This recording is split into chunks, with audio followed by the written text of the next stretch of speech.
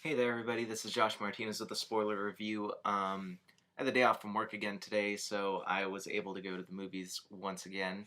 I've been spending a lot of money on movies lately because I have nothing better to do with my free time. So went and saw Disney-Pixar's Up in Disney Digital 3D, and I just want to say this right off the bat that I saw Monsters vs. Aliens in 3D on accident. I didn't realize that I was going to the 3D viewing.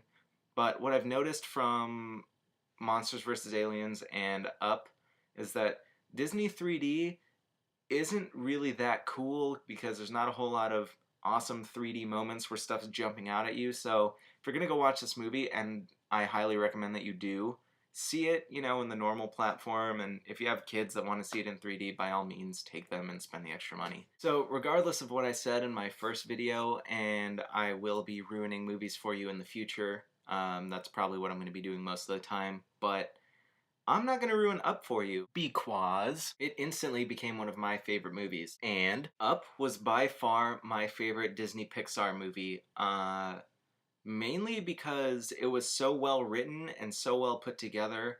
Uh, it was just plain awesome. The voice acting was great, the story was great, the animation was spectacular.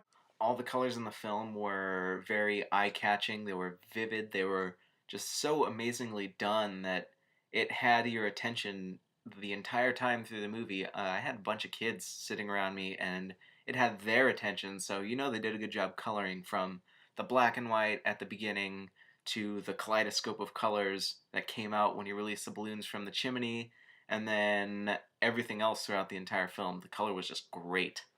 I thought the story of the film was paced very well. It started off like the first 10 minutes of the film super happy, then it got super sad for the next 15-20 minutes, and then everything was all uphill and adventure from there. One thing I really liked about this film is that it wasn't entirely predictable. In fact, I didn't really, you know, see a whole lot coming except for the happy ending, which I didn't, know what was coming from the happy ending. I just knew it was going to be happy because, come on, it's Disney. I thought, as far as the length of the film went, it was perfect for a family film because it wasn't too short to, you'd sit there and want your money back, or, just feel shortchanged.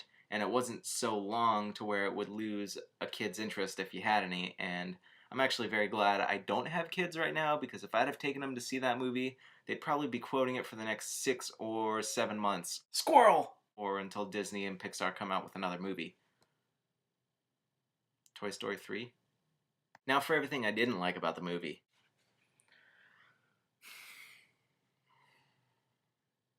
Do you see what I did there? I said I was going to tell you everything that I didn't like about the movie, and then I just kind of looked around and didn't say anything. You know why? Because the movie was that good.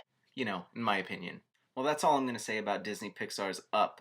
I didn't get too much into the story because I want you to go see it. And if I had to give it a rating on some sort of system that I'm going to make up right now, it'll be 9 Dino Buddies out of 10. For those of you that don't know what Dino Buddies are, they're little chicken nuggets in the shape of dinosaurs. They scrumptious. Not really sure what that accent was. Anyway, this has been Josh Martinez for the spoiler review, and today I did not ruin your movie for you.